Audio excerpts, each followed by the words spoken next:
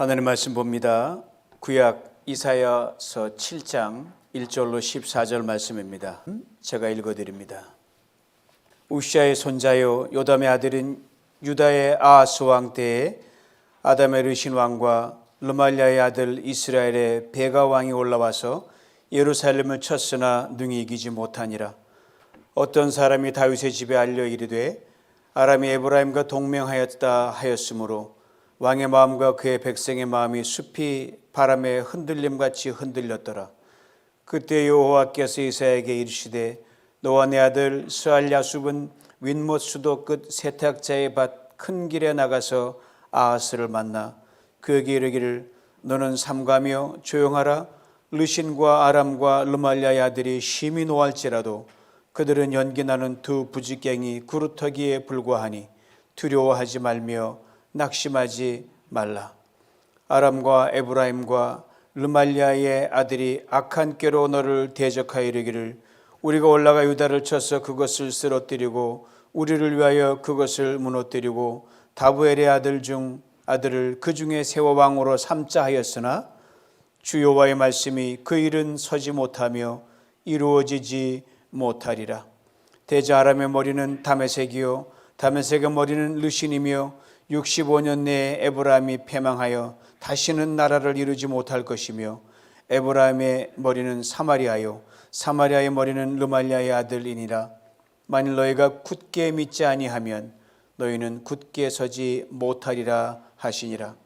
여호와께서 또 아하스에게 말씀하여 이르시되 너는 내 하나님 여호와께 한 징조를 구하되 깊은 데에서든지 높은 데에서든지 구하라 하시니 아하스가 이르되 나는 구하지 아니하겠나이다.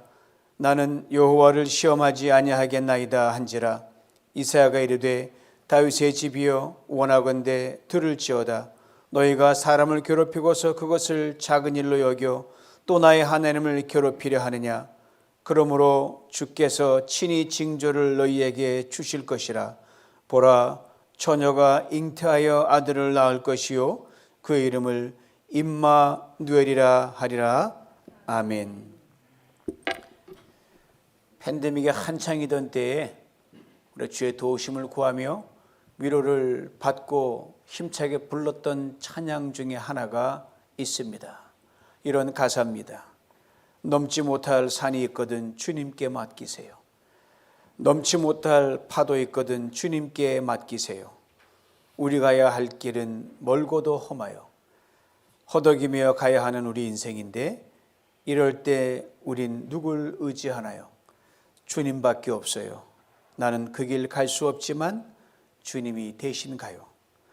넘지 못할 분노 있거든 주님께 맡기세요.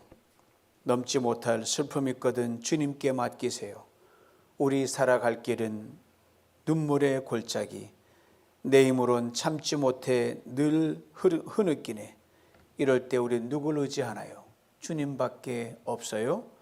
나는 그 길 갈 수 없지만 주님이 대신 가요. 가사말 중에 특별히 제 마음에 와 닿는 대목이 두 곳이 있습니다. 주님밖에 없어요. 그리고 주님이 대신 가요. 왜요? 주님 우리와 함께 하시기 때문입니다. 우리와 함께 하시면서 우리가 갈 수 없는 곳에 이르면 너 따라오지 마라 내팽개친 게 아니라 여기 잠깐 있으렴. 내가 대신 가마. 그리고 다 상황 정리한 후에 오셔서 자 다시 나와 함께 가자. 그리 말씀하시는 주님이 우리와 함께 하시기 때문입니다. 예수님 땅에 계실 때 천국 가시면서 그 천국 가기 직전에 이런 말씀하셨어요. 너희는 마음에 근심하지 말라. 두려워하지도 말라. 내 아버지 집에 거할 곳이 많도다. 그렇지 않으면 내가 일렀으리라. 내가 너를 초소를 예비하라고 하니 가서 초소를 예비하면 내가 다시 와서 너희를 나 있는 곳에 있게 한다 말씀하셨거든요. 우리 지금 항상 우리 앞서 먼저 가십니다. 그리고 또 우리를 데리고 가십니다. 우리와 함께 하시는 주님이시기 때문입니다. 이 주님이 2000년 전에 이 땅에 사람으로 오신 예수 그리스도입니다. 하나님의 사람이 되신 분이십니다. 보이지 않는 하나님이 보이는 하나님으로. 하나님 본 사람 아무도 없거든요. 그래서 보이는 하나님으로 우리처럼 사람이 되셔가지고 함께 하십니다. 이것을 구약 성경에 쓰여진 히브리어를 그대로 사용하여 임마누엘이라고 부릅니다. 영어로는 God be with us. 우리말로는 하나님이 우리와 함께 하신다. 오늘 본문에 임마누엘이라는 말이 인간에게 전해진 최초의 사건이 등장합니다. 시간적으로는 오래전 이스라엘의 남과 북으로 나뉘어진 분열 왕국 시대로 거슬러 올라갑니다. 그때 하나님의 선지자로 활동했던 사람이 오늘 말씀이 들어있는 책을 쓴 이사야 선지자였습니다. 하나님께서 선지자 이사야로 하여금 남왕국 유다 왕 아하스에게 하신 예언의 말씀이 바로 오늘 본문입니다. 이사야가 이 예언의 말씀을 할 당시에 유다가 형제국이었던, 남과 북으로 나누었죠. 우리가 남북한이 형제인 것처럼 형제국이었던 북이스라엘로부터 공격을 받았습니다. 몇 차례 싸웠는데 그 중에 하나입니다. 그런데 북이스라엘 이기지 못하고 패하고 돌아간 때였습니다. 그럼 안심해야 되잖아요. 물리쳤다. 다시는 안 돌아오겠지. 그런데 물러간 줄만 알았던 이 이스라엘, 북왕국 이스라엘이 전열을 가다듬고 재정비하고 이웃나라 아람 군대와 손을 잡고 연합해가지고 유다를 공격하려고 한다는 소문이 아하스 왕과 유다 백성들의 귀에 들리게 됩니다. 전쟁의 소문은 예나 지금이나 두렵습니다.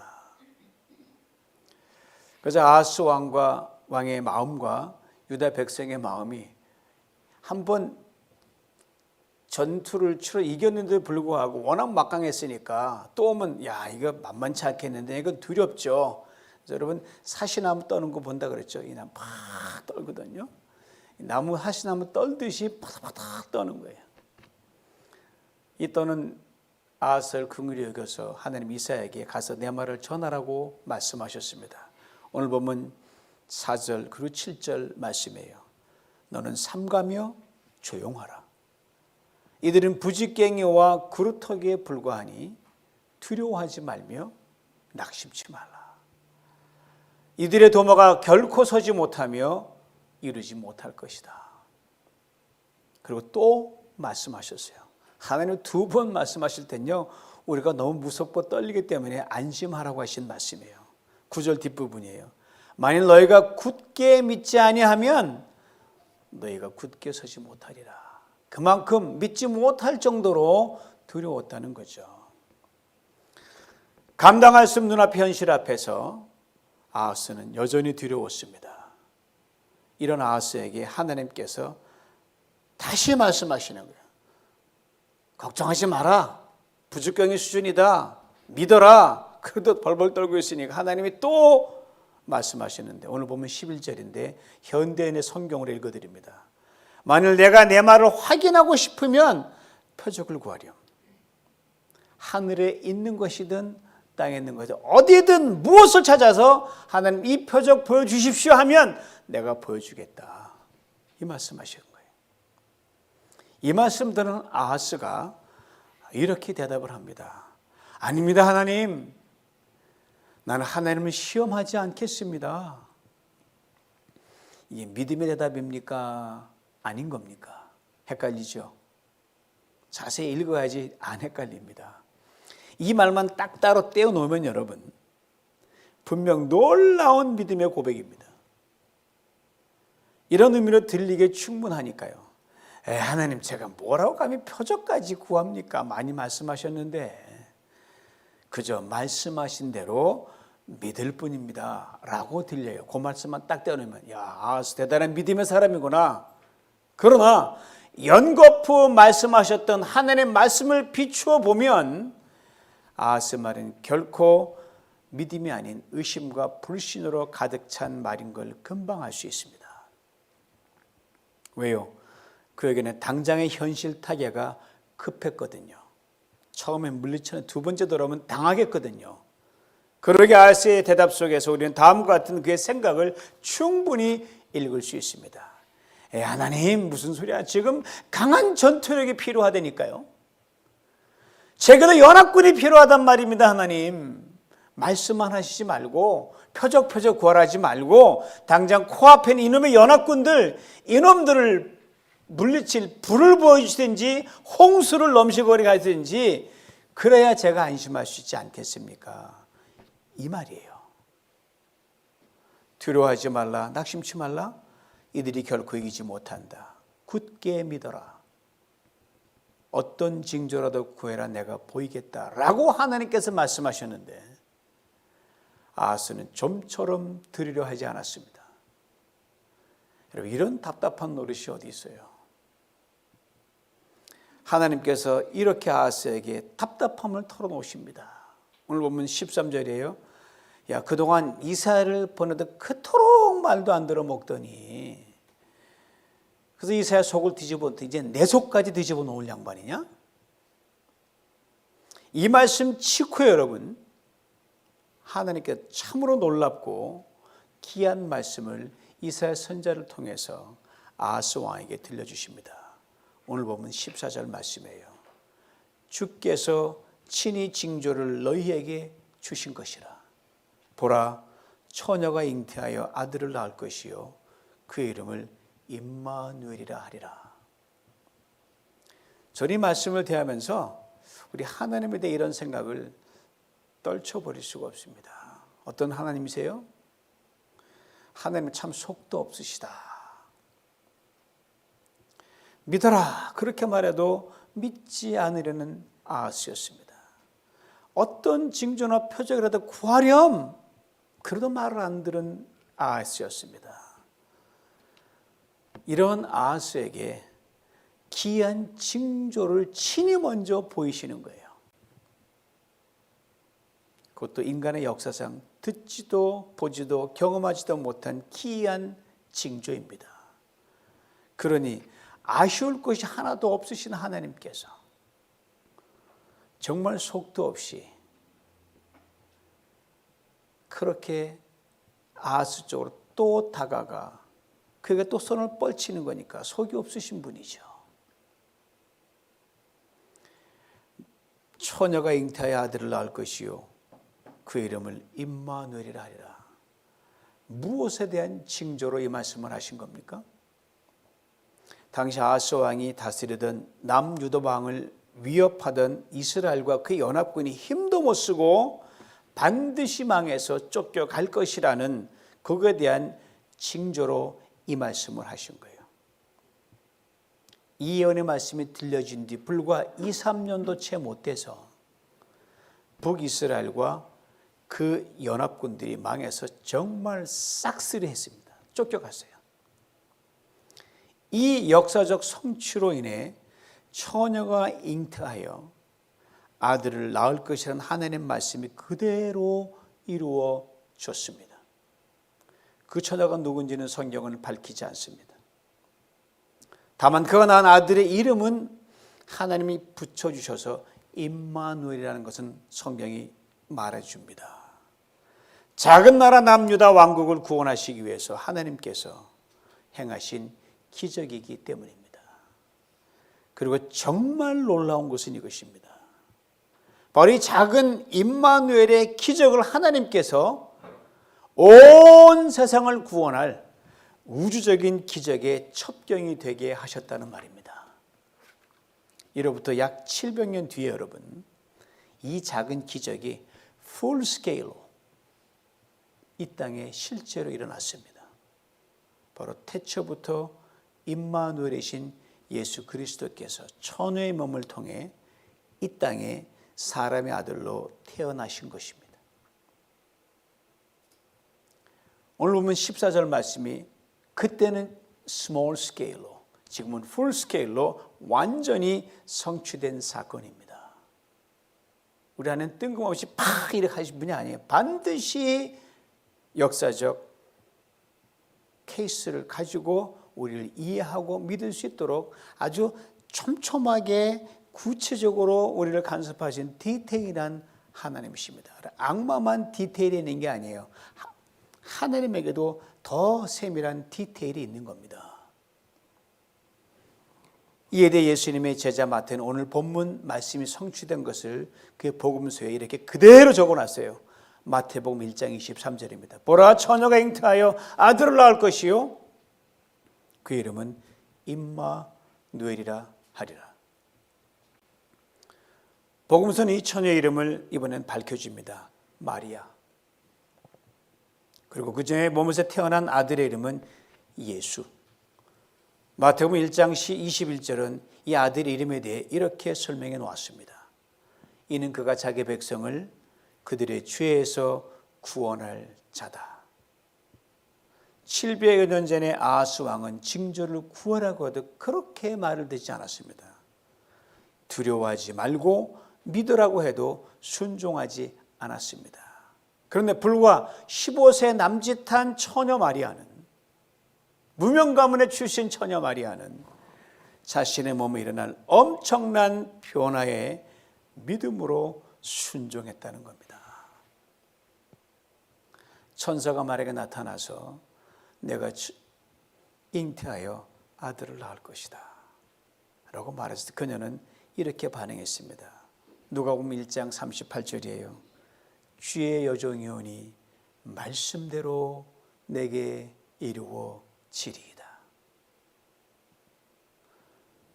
처녀가 잉태하여 아들을 낳을 것이요 이름을 임마누엘이라 하더라. 동일한 말씀을 들었음에도 믿지 않은 아하스 왕.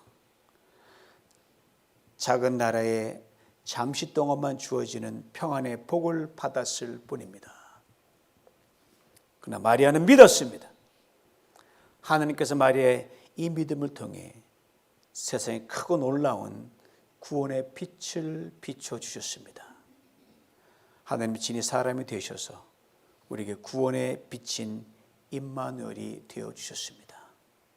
그렇습니다. 태초부터 임마누엘이신 예수님께서 우리에게 진정한 임마누엘이 되신 거예요.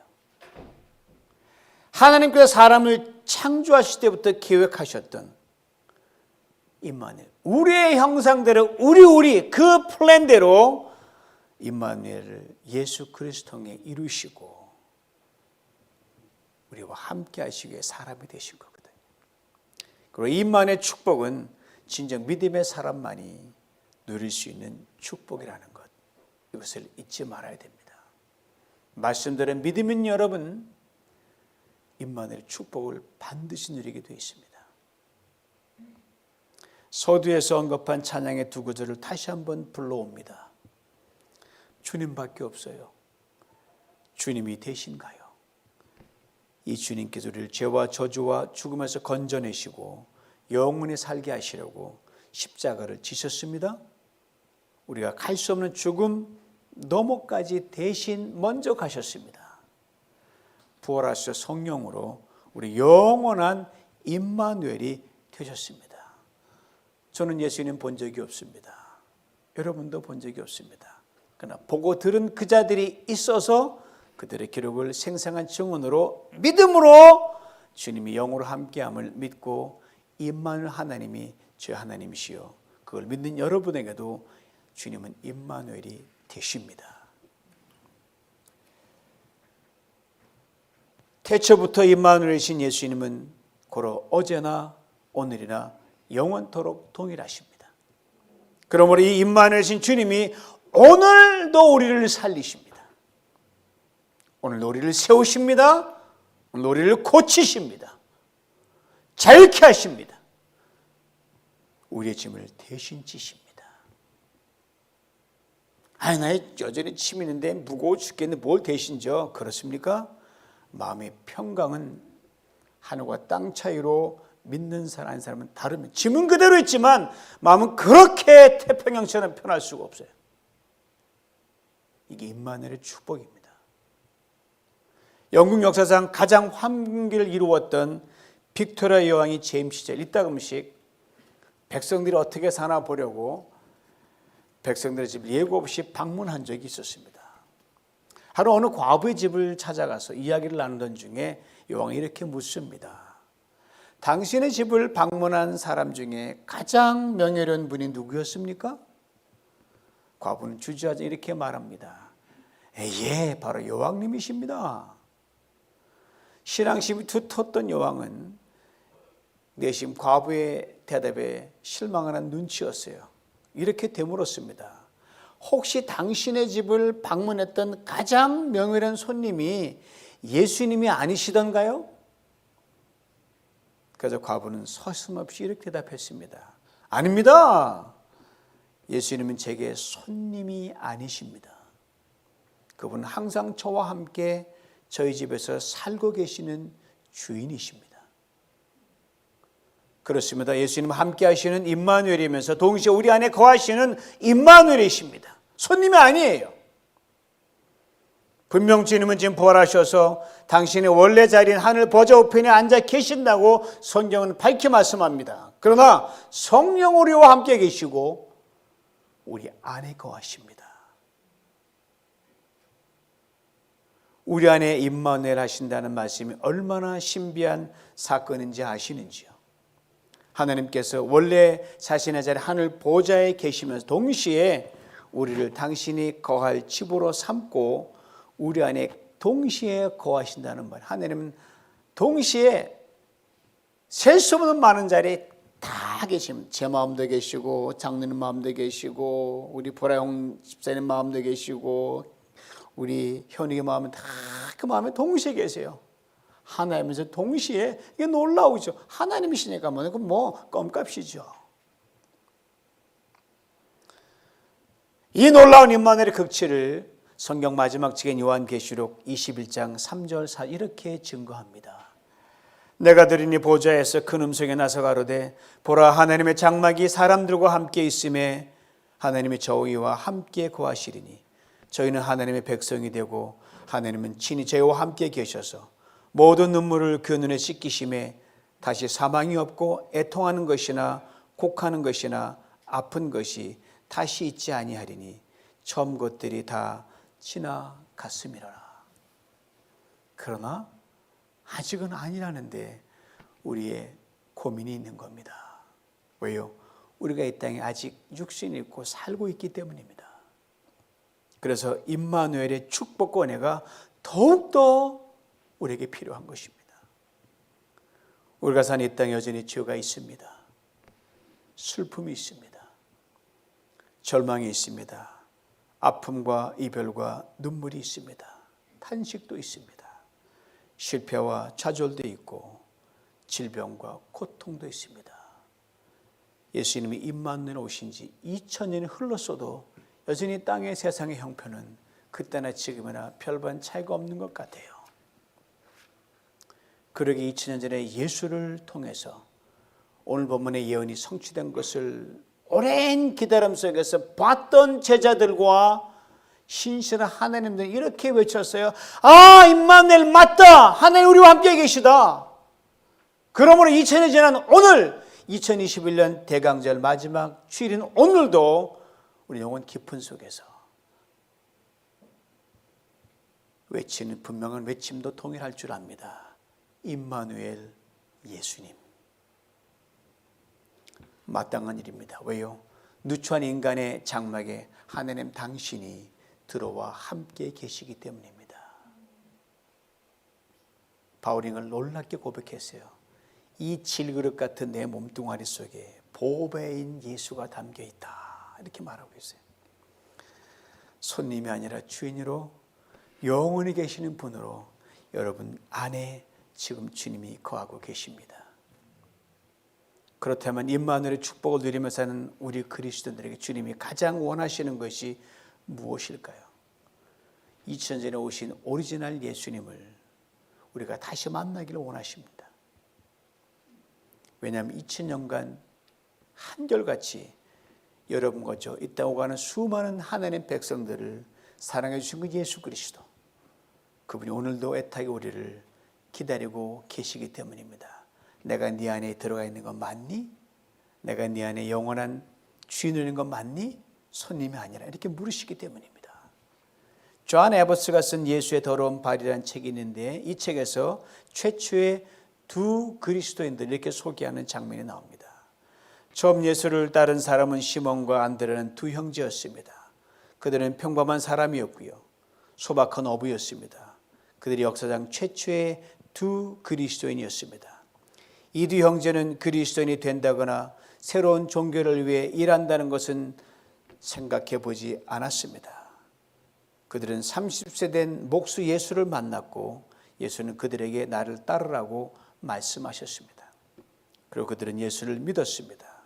이 두 형제는 믿음이 있었으므로 말 그대로 그들의 삶을 예수님께 드렸습니다.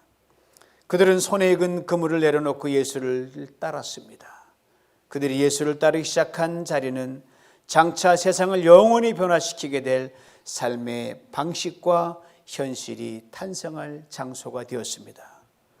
기독교에 대한 이런저런 얘기들과 2000년 동안 구축된 신학에 대해 들으려고 서두르기 전에 먼저 우리는 기독교라 불리는 것이 어떻게 태어났는지 잠시 거기에서 발걸음을 멈출 필요가 있습니다. 기독교는 나를 따르라는 예수의 부르심입니다. 이 부르심에 응답하여 그물을 버리고 믿음으로 샌들을 신은 그 최초의 두 사람같이 따라가는 것입니다. 그 이상도 이하도 아닙니다. 이 두 형제가 내디던 첫걸음이 소박하고 본질적인 기독교였습니다. 시몬과 안드레의 신학은 너무너무나 순수했습니다. 그들은 예수님이 나를 따르라고 말씀하셨기 때문에 우린 그분을 따라간다고 말할 뿐이었습니다. 시몬과 안드레는 흑손으로 땀 흘려 일하며 열심히 먹고 사는 생계를 이어갔던 믿음의 선배들이기도 합니다. 이 시몬과 안드레가 만난 예수님이 바로 임마누엘의 하나님이셨습니다. 민족적으로는 로마의 식민지였기에 암울했던 시대를 살았던 사람들이었고요. 개인적으로는 그물을 던져서 생계를 꾸려나가는 주목받지 못한 주변인들이었습니다. 바로 이들이 예수를 만났을 때 저들은 새로운 소망과 용기가 다시 피어오르며 이렇게 외쳤습니다. 비록 어부지만 식민지 백성이지만 예수, 태초부터 임말 예수, 우리가 그를 만났다. 이 감교리들은 다 내려놓고 중동에 펄펄 나는 그 먼지를 뒤집어 쓰고 예수를 쫓았습니다. 우리 동일한 감격으로 임자의 삶을 살아가지만 남들을 알아주지 못하지만 오미크론 바이러스가 우리를 괴롭히지만 우리 삶의 자리에서 열심히 먼지를 내면서 주님을 쫓는 우리 모두가 되기를 주님은 원하십니다. 사랑하는 성도 여러분, 역사적으로요, 하나님이 함께 하신다. 임마누엘의 약속이 언제 선포되는지 아세요? 나라와 나라가 전쟁할 때 선포됐습니다. 오늘 본문처럼 빛이 보이지 않는 깜깜한 어둠과 절망 가운데서 임마누엘이 선포됐습니다. 이스라엘이 가장 어두웠던 역사 시간, 그때 임마누엘이 선포됐어요. 인생의 소망이 끊어진 시간에 임마누엘이 선포됐습니다. 녹음 2장에 메시아 기다려가 이제 안 오시나 보다 끝났다는 그 순간에 임마누엘 하고 주님이 나타나셨습니다. 앞길이 막막하고 그저 생각만 많고 인생의 모든 일들이 벼랑 끝에 선 시간에 임마누엘이 선포됐습니다. 십자가와 부활이라는 엄청난 사건을 겪은 후 그 후유증으로 자신을 추스리지 못하고 철부지아이처럼 어떻게 하라고 다 자기로 도망갔던 그 제자들에게 임마누엘이 선포됐습니다. 혹시 지금 인생에 가장 괴롭고 어두운 시간을 지나고 계시지 않으신지요? 임마누엘 은혜가 선포될 수 있는 베스트 타이밍을 잊지 마시기 바랍니다. 삶의 현실에서 문제와 짐을 고통당하고 계십니까? 임마누엘의 은혜가 지금 내게 임한다는 가장 분명한 사인임을 기억할 수 있기를 바랍니다. 지금 육신의 질병 연약함으로 마음의 평안이 사라져서 죽을 맛이다 괴로워하는 분 계십니까? 임마누엘의 은혜가 문 앞에서 I'm coming into you, 내가 너에 들어갈게 라고 놓고 하는 소리임을 기억하시기 바랍니다. 사랑하는 성도 여러분, 이 임마누엘의 하나님이 지금 여러분과 함께 계십니다. 이 임마누엘의 예수님이 바로 여러분과 제 주님이십니다. 임마누엘의 성령님이 지금 여러분 안에 거하고 계십니다.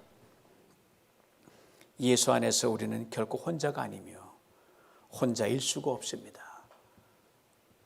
하느님 우리와 함께 계시기 때문입니다. 그렇다면 진정한 임마누엘의 축복이 우리 안에 이루어지는 때는 언제일까요? 언제일까요? 바로 우리가 임마누엘의 본이 되는 삶을 살 때 가장 확실하게 은혜를 경험할 수 있습니다. 그래 임마누엘의 삶을 보고 듣고 체험하는 자들 입술에서 아 임마누엘, 이 고백이 도미노처럼 터져나오게 될 것입니다. 하나님의 임마누엘을 보세요. 높은 데 계신 하나님이 낮은 데에는 인간과 함께 하십니다. 거룩한 하나님이 죄인인 인간과 함께 하십니다. 능력의 하나님이 약한 인간과 함께 하십니다. 부유한 하나님이 가난한 인간과 함께 하십니다. 깨끗한 하나님이 더럽고 추한 인간과 함께 하십니다. 영광의 하나님이 추한 인간과 함께 하십니다. 이런 점에서 그리스도인으로서 우리의 일생을 정의한다면 이렇게 정의할 수 있습니다. 누군가에게 임마누엘이 되는 삶, 그게 예수 믿는 사람의 삶입니다. 언제까지 그렇게 해야 되는 겁니까? 하나님 우리의 생명을 이 땅에 두시는 그때까지 keep on going, 계속 그렇게 하는 겁니다.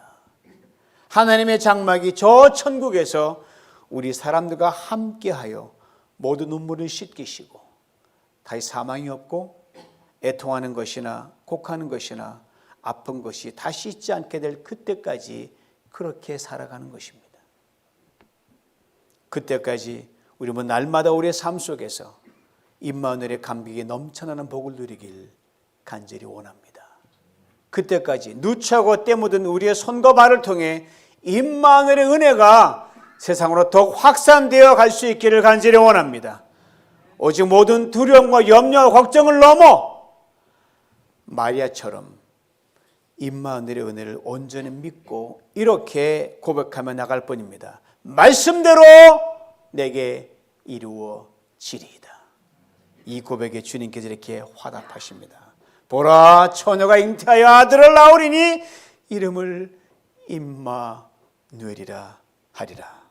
이 말씀 그대로 여러분, 처녀가 잉태 안 했으면 다 된 거 아니에요? 모든 거 다 끝난 거 아니에요? 하나님이 하신 거니까. 그러므로 처녀가 잉태하여 아들을 낳은 것과 똑같은 놀랍고 귀한 임마누엘 기적과 구원의 감격을 인생의 위기 때마다, 절망할 때마다, 사방의 탐으로 가로막힐 때마다 풍성히 받아 누리는 축복을 평생 누리시길 주님 이름으로 축원합니다.